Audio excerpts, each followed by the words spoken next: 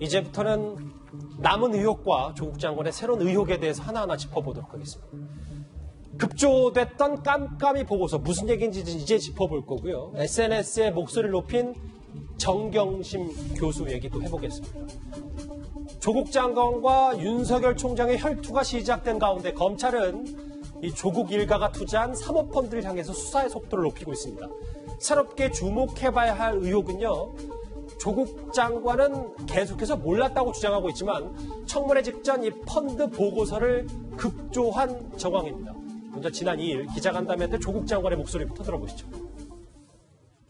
저도 이번 2, 3주 사이에 그 보고서를 찾아보았습니다. 이렇게 되어 있습니다.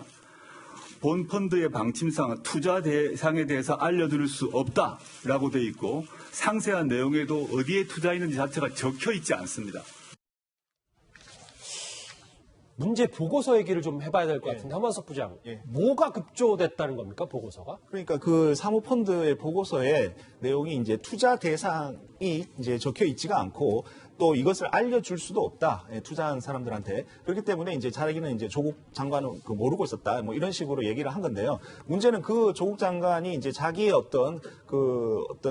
이 펀드에 대해서 전혀 몰랐다라는 그 근거로 제시한 바로 이 그 운용 현황 보고서가 이 자체가 급조가 됐다라는 겁니다. 예, 그것은 이제 그 해당 펀드 그 보고서는 펀드 관련 의혹이 쏟아지니까 지난달 21일에 급조를 했다라고 이제 코링크 피 관계자가 이렇게 지금 밝히고 있습니다.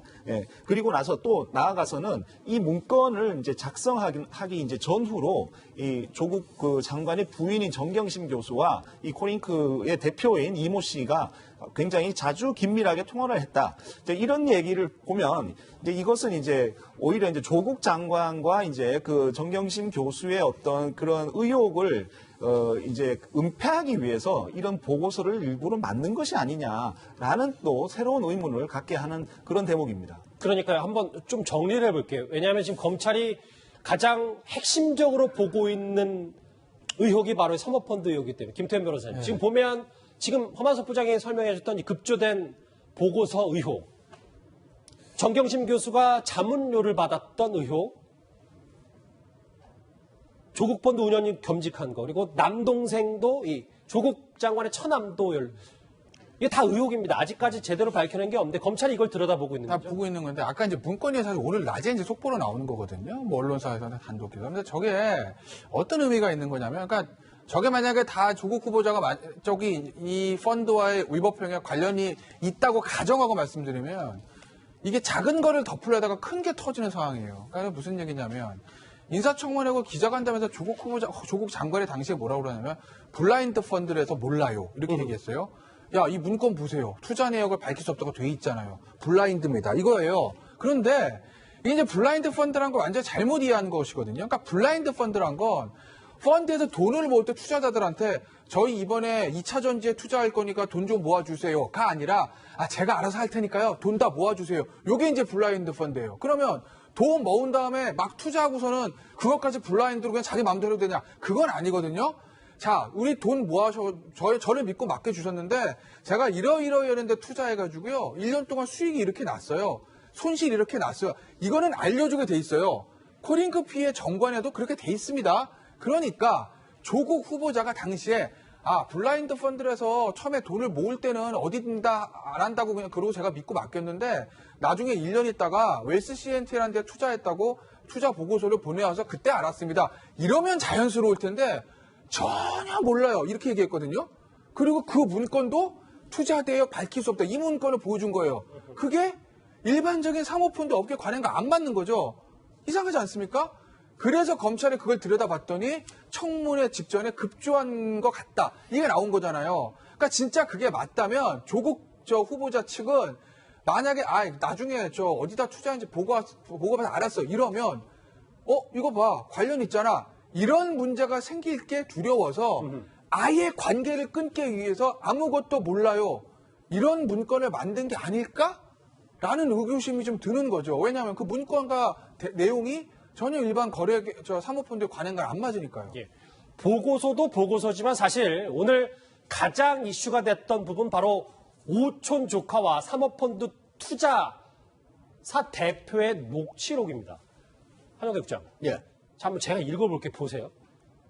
투자사 대표가 자, 통장이나 모든 걸 오픈해야 되는 시점에 사모펀드 수사가 죄어오니까 전공법으로 가야 한다라고 했더니 이렇게 얘기했습니다. 오촌 조카는 뭐 이것만 읽으면 완전히 빼도 박도 못하는 상황이 된다. 전부 다 이해충돌 문제가 생기게 된다. 이게 지금 조국 가족과 연관이 있다는 걸 반증하는 겁니까? 그러니까요.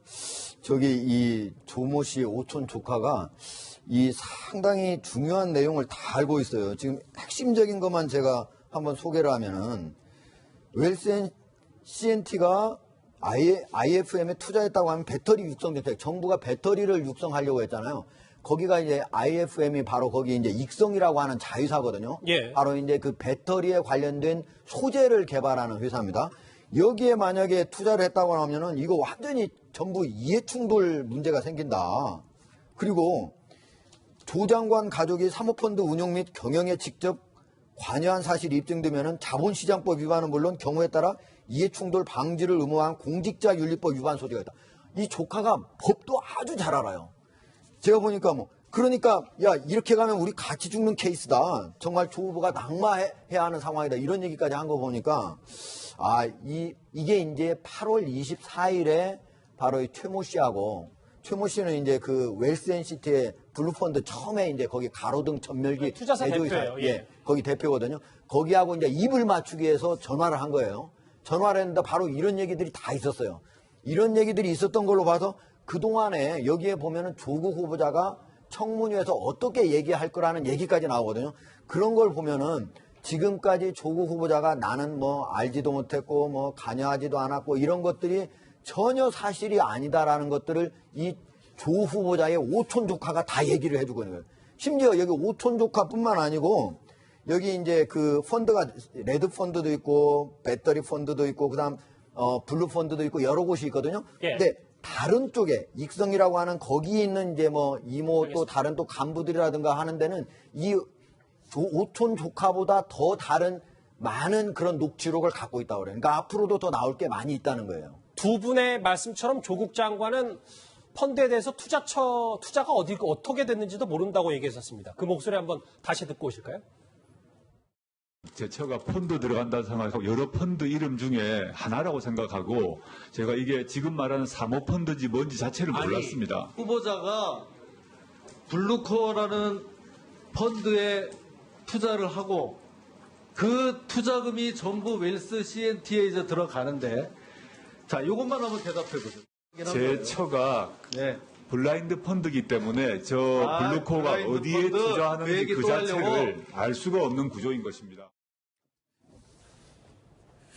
이 녹취록에 석연찮은 부분이 하나 더 있어요. 화면 보시면 오촌 조카, 조국 장관 오촌 조카가 청문회 때 조국 당시 후보자가 어떻게 얘기를 할 거냐면 내가 이 투자사에 돈을 썼는지 빌렸는지 대여했는지 어떻게 하냐 모른다라고 말할 것. 이 녹취록이거든요. 그러니까 조금 정리를 해보면 오촌 조카가 본인 스스로 나 조국 장관이랑 연관성이 없어, 연결고리 하나도 없어라는 걸 계속 강조하는데 저는 이 부분이 좀 의심스럽거든요.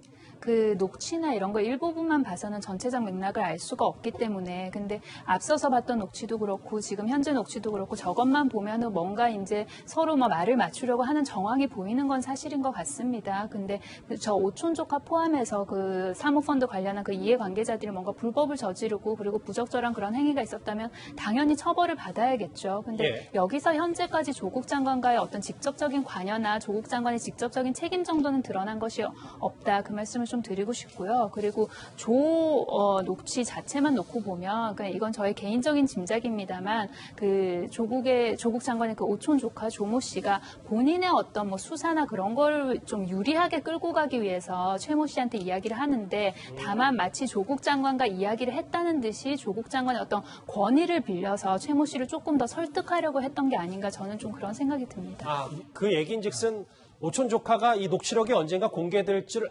알고 조금 여러 가지 입을 맞추려고 했던 말씀이십니까? 아니요, 그러니까 그 조모 씨가 오촌 조카가 최모 씨를 이제 뭔가 좀 설득을 하고 회유를 하려는데 내 생각은 이렇다라고 이야기를 한 게 아니라 그냥 본인이 알아서 조 장관이 이렇게 말할 거야. 마치 그 오촌 조카가 조 장관이랑 이제 서로 이야기를 한 다음에 최모 씨한테 이야기를 하는 것처럼 그러니까 최모 씨가 그럼 장관이랑 그렇게 이야기를 한 거야라고 받아들일 수 있도록 좀 그런 이야기를 한 게 아닌가라는 추측입니다. 그러니까 결국 이 녹취록도 검찰에 가지고 있을 거예요. 근데 이제 검사라는 직업은 뭔가 나오면 의구심을 가지고 볼 수밖에 없거든요.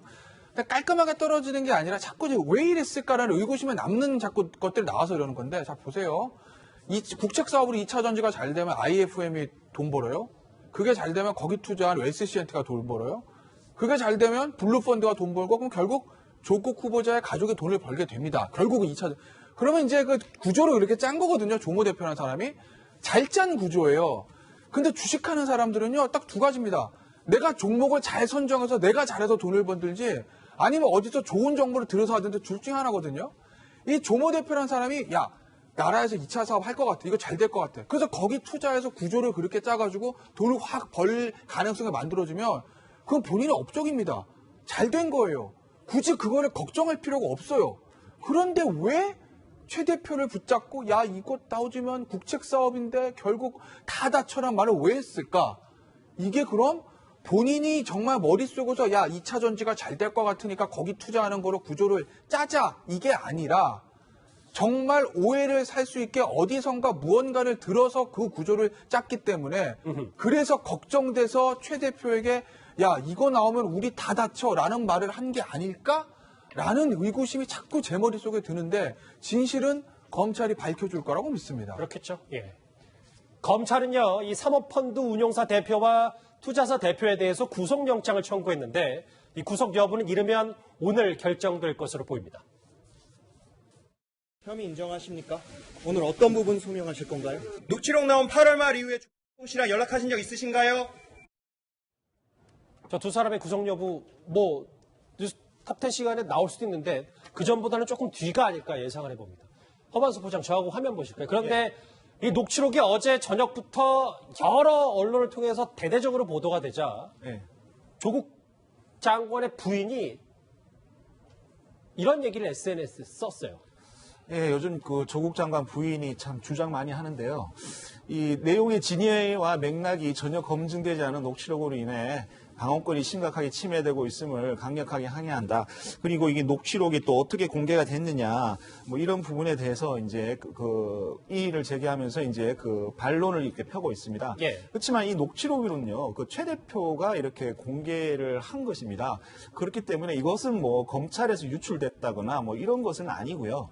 그리고 지금 피의자의 방어권도 중요하지만 이 조국 장관이라는 엄청난 공인 아닙니까? 이 공인의 비리 혐의의 어떤 진실이 뭐냐에 대한 이런 어떤 진실을 갖다가 이렇게 추구하는, 밝혀내는 이런 부분의 어떤 공익적 가치라는 것은 훨씬 더 중요할 수도 있습니다. 피해자의 방어권도 물론 우리가 챙겨야 되지만 그런 측면에서 이렇게 같이 봐야 되는 거고, 지금 정경심 교수나 이런 이 분들의 어떤 주장이라고 하면은 본인의 방어권에 대해서 너무 이렇게 본인이 마치 이제 피해자 행세를 하면서 이런 식으로 좀 얘기하는 것은 아닌가라는 좀 생각이 듭니다. 지금 이 조국 장관 일가 수사에 대해서는 전 국민이 주목을 하고 있는데 주목도 주목이지만 한쪽에서는 하정대 국장 이게 법무부 장관의 아내가 부인이 취임 이틀 만에 본인의 반론에 대해서 이렇게 SNS에 해명을 차례를 올리는 게 적절한가에 두고도